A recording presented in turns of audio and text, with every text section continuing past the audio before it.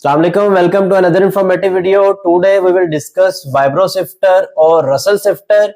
In this video, you will learn what is the vibro sifter, how it works, what are the drawbacks of vibro sifter, why we use bouncing balls in the vibro sifter, and what are the various components of the vibro sifter. So be with us, and if you have not subscribed my channel, first of all press the subscribe button. So let's start our video. What is vibro sifter? As the name indicates, it is composed of two words. One is vibro and second one is sifter. Sifter means sifting or sieving process, and vibro mean vibrations. Vibro sifter is an equipment which is used in pharmaceutical industries for sieving or sifting or size separation purpose, but most frequently it is used for the purpose of sieving in the wet granulation, dry granulation or direct compression. So we have learned what is vibro sifter. It is an equipment used for sieving or sifting purpose, and what is the mechanism of its working, or what is the principle of vibro sifter. Vibro sifter works on the principle of vibratory or gyratory motion. The next one is that what is the MOC or material of construction of the vibro sifter. The MOC of vibro sifter is stainless steel 316L.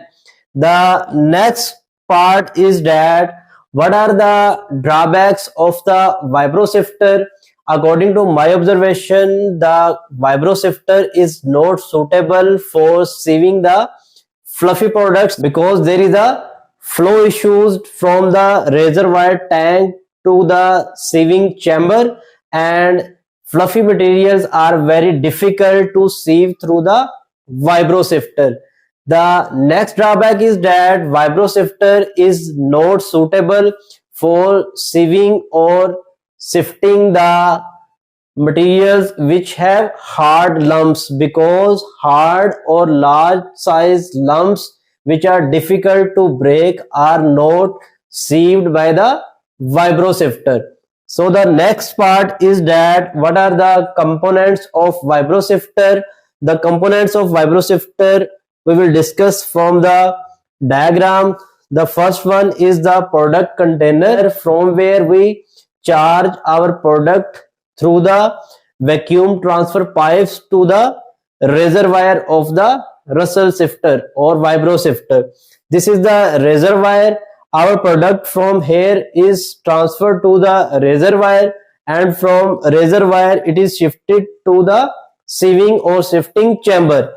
Here we have a butterfly valve which open and close according to the time limits and discharge our product from the reservoir to the sieving chamber. So the main important components are the vacuum transfer pipes, reservoir, sieving or sifting chamber, balls or bouncing balls which are made of food grade materials, then screens or sieves used for sieving or sifting process. Then we have ball retaining rings, mean we have various rings which contain different number of the ball. Then we have springs which produce vibrations by a motor which is installed on the lower side. Next one is the product discharging chute and sieved product receiving container. Here we have product overflow chute, from where the material which is difficult to sieve or have some sort of lumps is separated. We sieve here, and then after size reduction we again add into the sieving or milling chamber to sieve the material. So it was a brief description about the components of the vibro sifter.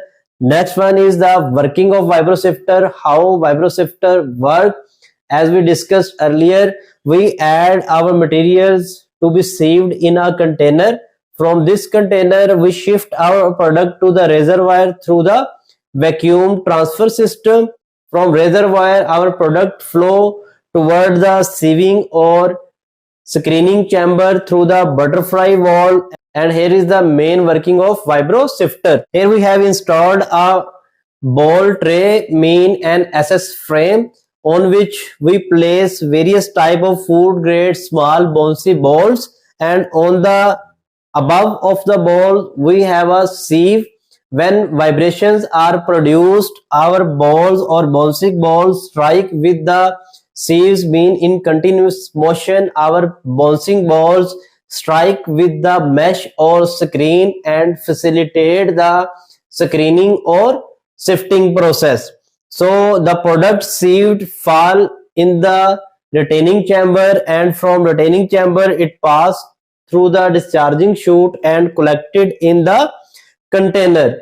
From here we can directly transfer it to the high shear mixer through the pneumatic system.